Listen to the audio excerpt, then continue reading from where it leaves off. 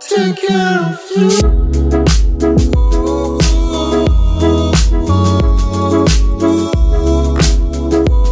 And we're live.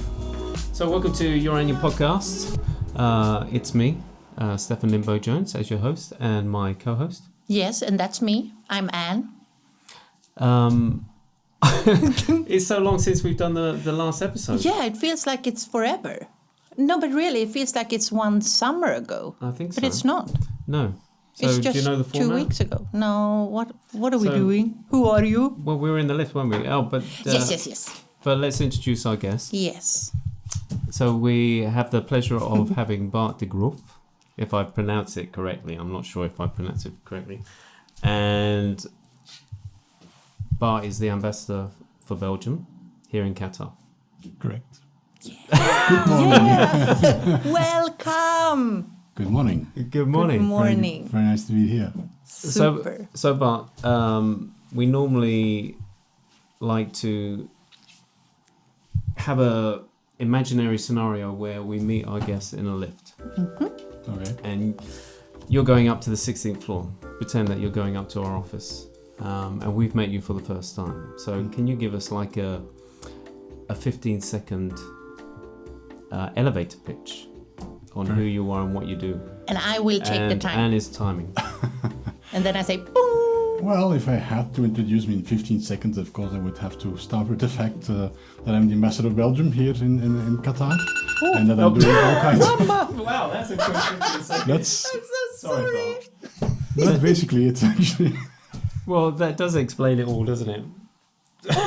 What did you do? I don't know. Sorry, we just have to get ourselves a new co-host. It's just not happening. No, I'm sorry. No, Okay. I know it's a long time since we last did it, but come on. Okay, I'm ready.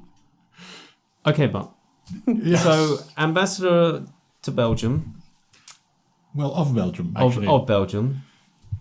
So I'm not familiar with Belgium. When I've interviewed Eva, who was the Swedish ambassador, she's now left, or she is going. No, she's She's leaving going. on She will Saturday. be She will be soon, going. yeah. She had a great spiel about the greatness of Sweden and all the inventions and stuff like that. Do you have that every time you meet someone? You kind of you've got this pre-speech. Yeah, well, so we try, of course, to do that, but you know that one of the main features of the Belgian people is that they are very modest. So Oh, really? we don't really boast that much about I didn't all know the that. things that happen in our country. But of course, things do happen a lot, actually, and we are quite proud of it. As a matter of fact, if Eva boasts about things in Sweden, I can certainly hope to do the same thing for Belgium. Let's say, for instance, and of course that's the main thing at the moment. I think the thing that people know best about Belgium these days is our national team. Is our national football team. We had a great time last year here in Qatar when they were playing the finals of the World Cup, and they did very well, as you might remember. They also beat a certain country, one of our neighbors, which I don't really remember now. I think not once, but even twice. I saw that on the web, that you have like a rhapsody of happiness. It was from the Gulf Times that when you Correct. had Correct, because we invited the Belgian community to have to watch the games, and that went very well. So we're very proud of it. Actually, we're actually number one in the world at the moment. And So what changed? What did you guys invest a lot of money into your football? What I was going to say, it is Yeah. a source of pride for us, because it is mainly due to the fact that we are such a multicultural society. And if you look at the Belgian players at the moment, if you look at where they come from, where their parents come from, where their grandparents came from, they're all from very, very different parts of the world. So all these people have been living in Belgium for a long time, and they have been, integrating a long time already. And we have a really interesting mix of people in Belgium. And this is a very good example of how you get the best from actually almost all over the world. Absolutely. And you give the opportunities to these people, and you get great results. so cool. So yeah, we're very proud of that. So you think that's the reason why suddenly now the Belgian team is? Yeah, you also have to be a little bit lucky, of course. I mean, statistically, we are 11 million people. Statistically, the chance that you have dream team coming up are very slim. Of course, it won't happen. It won't happen every time. So we're just enjoying it as much as we can, as long as we can. Yeah. And we'll probably we hope to do the same thing next year when we have the European championships. So we hope to broadcast that again here in Qatar, and then of course we look very much forward to 2022. And are you going to be here? Yeah. Are you going to be here for 2022, or is your stint past then? You move on to greener unfortunately, pastures. normally as a diplomat you stay 3 or 4 years. Yeah. So But you can extend it, right? If I arrived in 2017, so Yeah. that plus let's say 4 would be 21. yeah. The problem for me is that if you extended another year, which might be possible, it would be then August 22, which would be a real bummer. Oh no!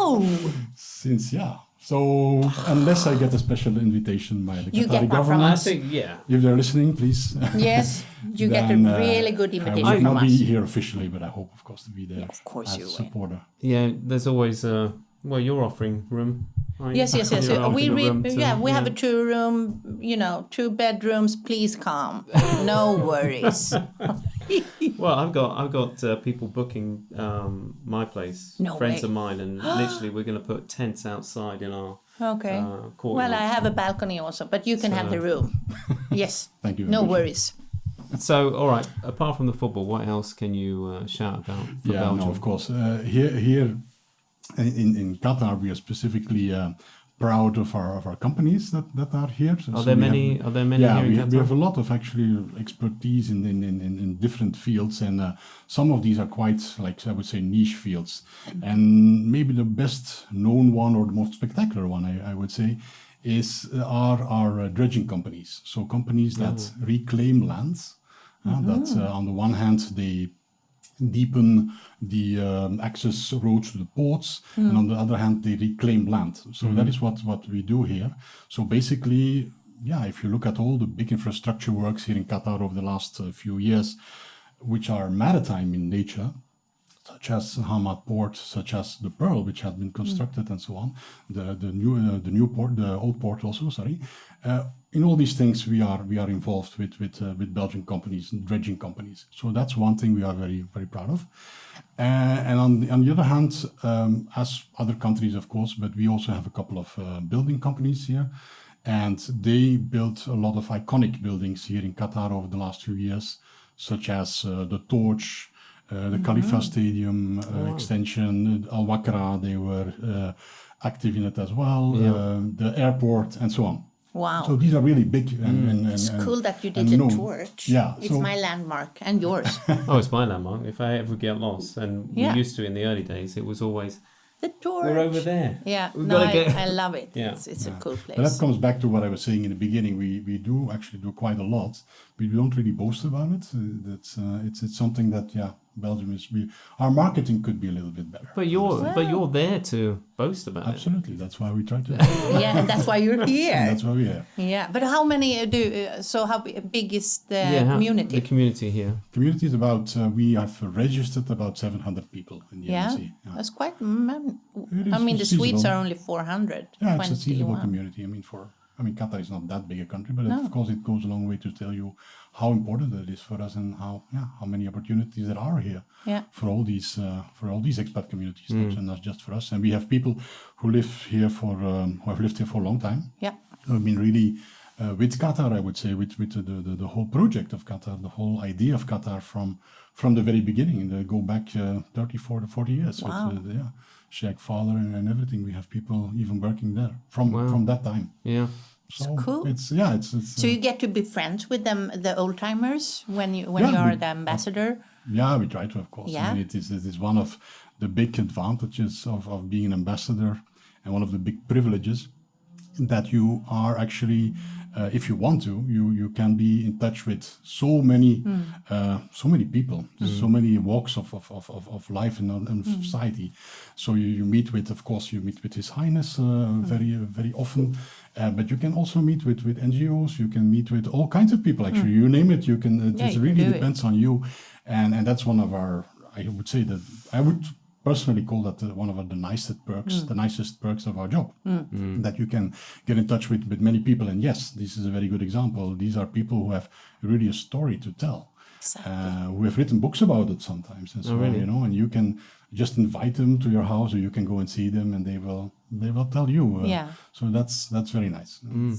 And are you also looking for Qatari companies and investors to invest in Belgium as well? Do you kind of do the reverse? Sure. So it goes both ways. On the one hand, you're here to promote the Belgian companies, the Belgian trade, and so on. On the other hand, we all want, as everybody, to have as many relations as we can with Qatar, also from an investment side. There again, not so known but very important. Qatar is a very big importer. Well, you will probably know of what, of gas, of course, to Belgium. We are one of the biggest gas terminals in northwestern Europe for Qatari vessels.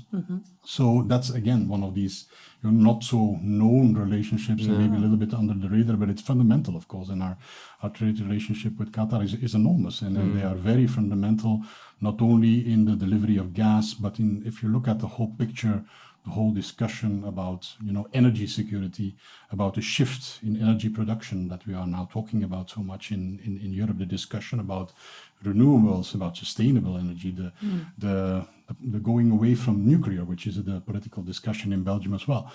That's good, but you need, of course, alternative sources, and there Qatar comes into play. So all these things, again, it's a very interesting file, and I would say that is our main relationship with Qatar.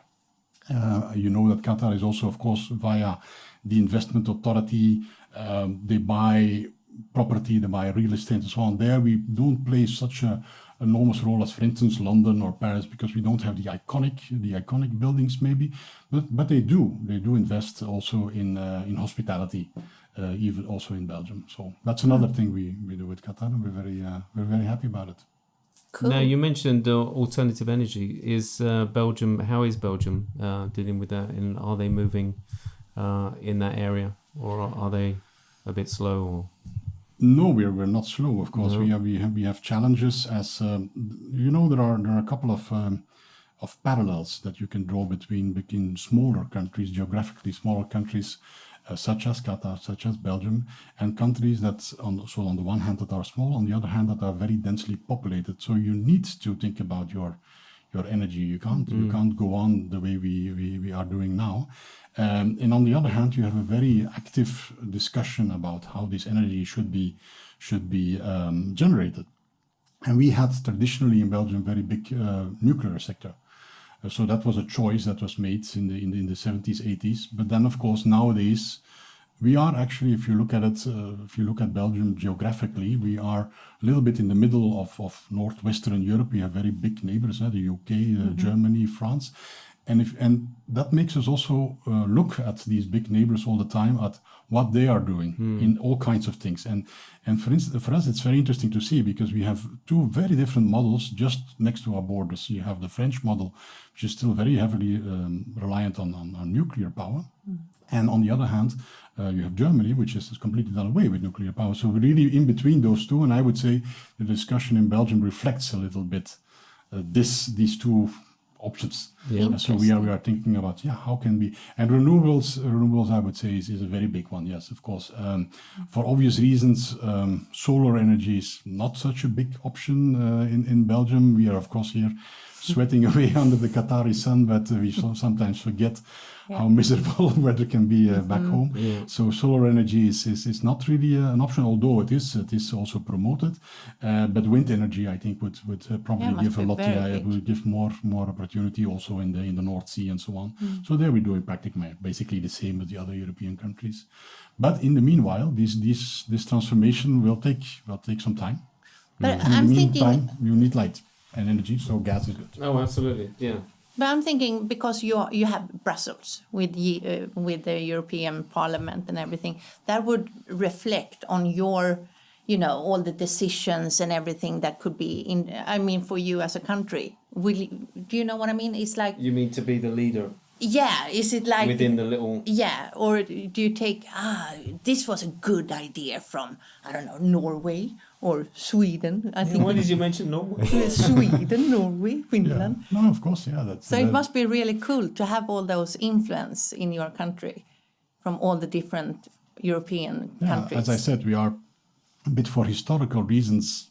We have a lot of these institutions which are in Brussels, and it again comes back to the fact that we are maybe a little bit smaller and not such a known country, that many of the institutions ended up in Brussels in the first place, because of course if you have the big players discussing about them, then at the end of the day sometimes they come to a smaller player, and that's of course where we have the European institutions, but we also have NATO and so on. So that is certainly a very big asset for a city as Brussels, which has been put majorly on the map internationally as a city. It is also a very big input for the city. I think according to some statistics, Brussels is apparently one of the most international cities in the world, if you look at the number of nationalities and the composition of the population. So that is, of course, something that is a direct result of that new situation and of that new position that Brussels has been given.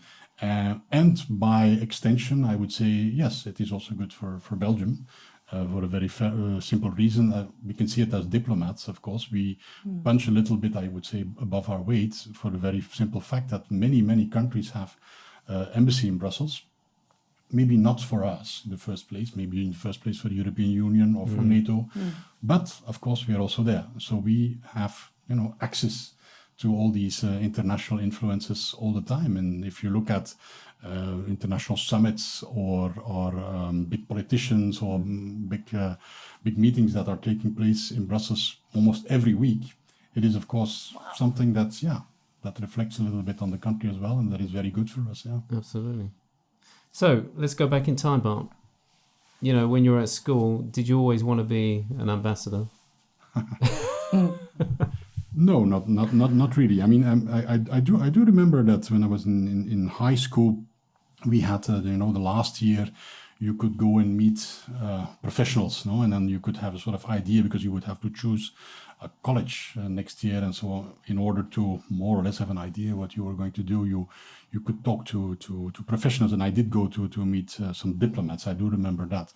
A very long time ago, but they were not so. I do still remember also that they were not so positive, actually, because they stressed more the personal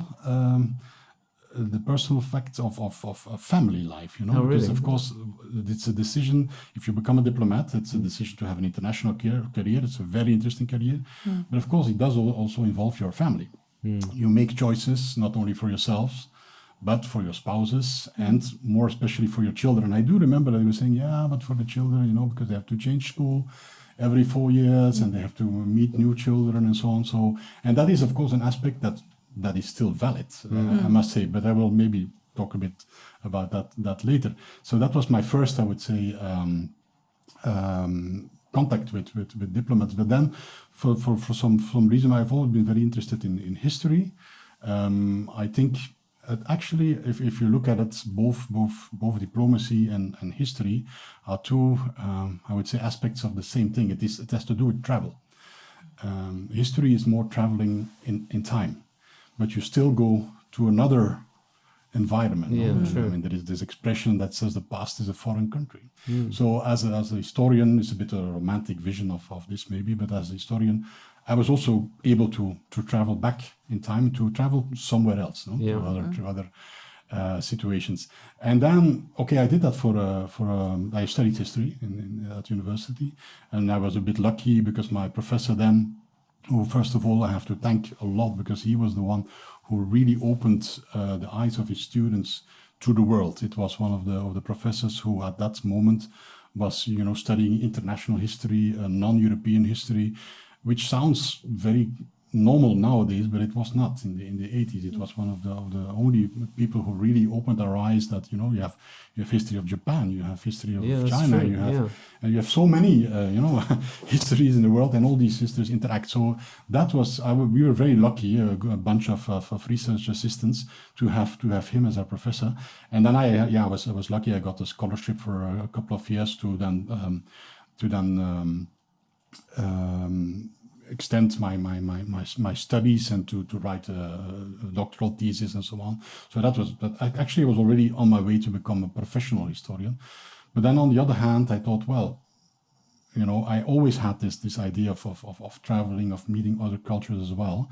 And in Belgium, the diplomatic exam is organized in such a way that actually you can just participate in the exam. If there is one, every so many years there is an exam, and you can just participate. And it's a series of examinations, and you can just see how far you get. Oh, really? So anyone can literally... Oh, you need a college diploma. Okay, that's the only thing. And then it starts with That's cool. So series of tests. how many tests are there? Yeah, in all it takes 2 years. They make you come back if you succeed all the tests. But can you take them again if you pass? No, not really. It's like a rat race actually. So first test, and then the next batch goes to the second, and so on. Wow. So and all in all, I think it's like almost 10 tests. Yeah. And then there's this big exam at the end with that's really quite impressive at that moment. I still remember that, because you are really like in a sort of jury with all these very professional diplomats and ex-ministers and things like that. And wow. So that is quite intimidating. But anyway, somehow I swam through it, and then you become a trainee within the ministry, and that's another 2 years of evaluation actually. So what you do during those 2 years at headquarters in Brussels, in our case, and then you're also seconded to an embassy as a trainee for 1 year. In my case, that was in Venezuela. Oh, okay. So it is abroad. You're seconded It is abroad. to... Yeah. And how was that? That was very interesting, because of course, I mean, Venezuela is a very specific country. It goes through a very hard time at the moment. When I was there, it was already the case. You had huge social differences and so on. So as a trainee diplomat, it was very, very, very interesting to see all that. And it also learns you how to operate in a foreign country, and it makes you realize that a diplomat is not always like. People have sometimes the idea that diplomats don't do anything but go to receptions, have champagne served to them, go in big limousines to another reception. So there is another side. There is a very other side, because we really had to make sure that that we had light in the morning, that there was water in the morning, and so on. Wow. So that's also part of the job. And I must say, I was a little bit. Lucky, or I don't know how you can call it, or maybe I steered a little bit towards a career that has always seen me in, I would say, more challenging countries that are not so evident to live in, from a daily life point of view. Yeah, because you mentioned that you have been on 4 different continents. Yeah. So, that is like almost everywhere. No, absolutely not. It makes you very humble to be a diplomat, because it makes you above all realize that there is so much else to see. Yeah. But of course it is, as I said before, it is a very privileged position, and it gave me the opportunity. I was 4 years in Africa, Nigeria. Then I was in Malaysia, in Southeast Asia, and I spent 2 years in Afghanistan as well. Oh, wow. When was that? When? 2009, 2011, During, so it was during... one of the many surges that we had.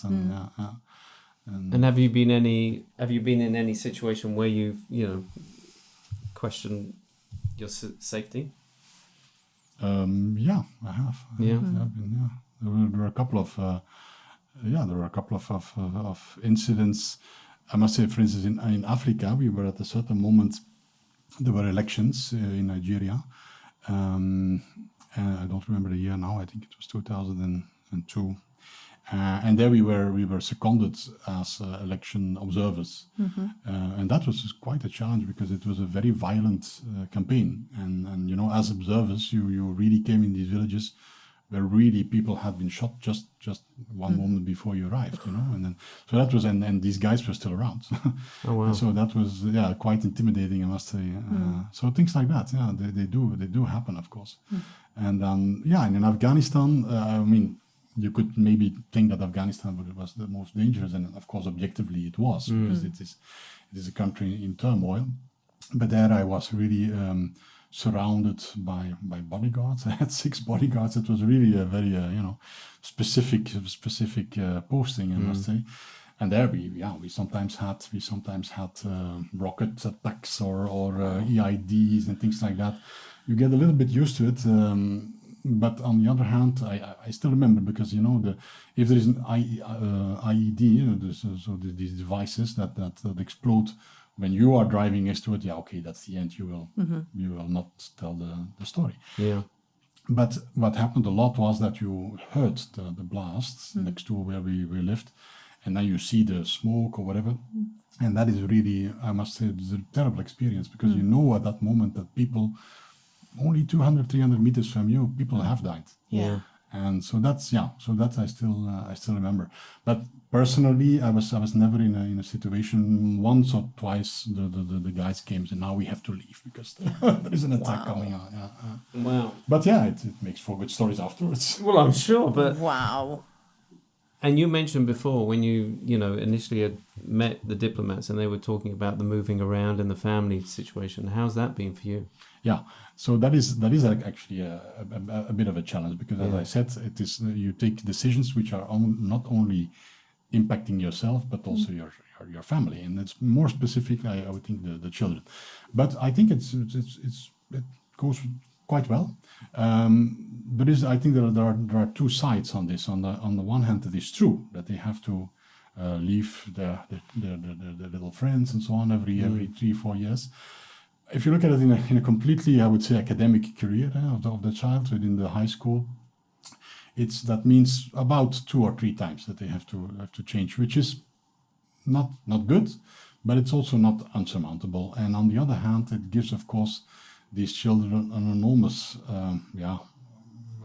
advantage in life also, that they have been traveling the world since they are small, and they have this perspective I was mentioning before, that even at university it was not so evident that you looked at other continents or other cultures and so on. And so of course that is something that you give them to your children. So you can also see it like that. So I think I see it like you being very, when you meet all these different nationalities and all these people that we do actually, and also here in Qatar, that we are very rich. Yes.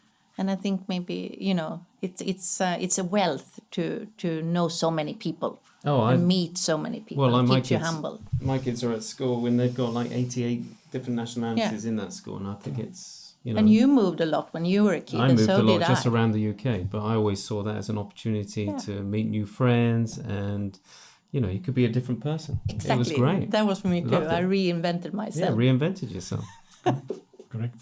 It's a challenge, but it's also an opportunity. Yeah, Absolutely. it's true. To look at it as an opportunity, I think. Right, Bart, we've come to the end of the interview. It's the quick fire questions. So we like to ask you a few questions. What's your favourite film? Oh my God. I haven't watched any major films lately. Oh, really? No. You said you're on your own for a month. Yeah, The family. Come on, this is the time. Doing Bing exercise. watching. Does Bing watching Netflix count? Absolutely. Have you seen The Family? No, not yet. No. Oh, we saw We that. like The Okay, well, Family. okay, Yeah, we'll we see like- that. No, But we yeah, like sorry, that. I don't really have, like I said, film like that I can. No, not through life. You haven't seen something for some very strange reasons. That's the reason I have seen The Last of the Mohicans like 20 times. I really like that's- Daniel Day-Lewis. Yeah. But Oh, that's good. That's good. What's your favourite book? the book I'm reading at the moment, always. I mean, it's always a book I'm reading. What are you reading? Jared Diamond it's called The Rise and Fall of the Third Chimpanzee. Oh, okay. It's anthropology. Oh, right. Yeah. So I'm always interested in many different things. So whatever I'm reading at that moment, as I said before, it gives you the opportunity to dream away about many different things. Have you got an inspirational quote? No, not really. Can I ask you something? Of course. Before, yeah. So, what makes you happy? What do you feel grateful for? oh, I'm being grateful to have all these opportunities every day. And from a very privileged position. And I like to be in nature very much. So we went with my family and me, we went to Africa 2 months ago. And I must say that was really something that I will cherish for the rest of my life. So all these outdoor activities, direct contact with nature, I really like it. Oh, well, we have to finish it there. Perfect. Yay! Okay, Thank you very much, Bart. Thank It's you, been great to have you on the show. superstar. Thank you very much. Thank You're you. welcome. Thank you guys for watching. And just a reminder that we do have other podcasts going out on the Ginger Camel Network. We have In the Game, which is a sports podcast. So make sure that you tune in and find out more information about that. Every Tuesday. And then we have our community podcast, which is Doha Heat. So make sure you check out the episodes there. That's been going for 5 years. So there's a lot of episodes to catch up on. The first in Qatar. Absolutely.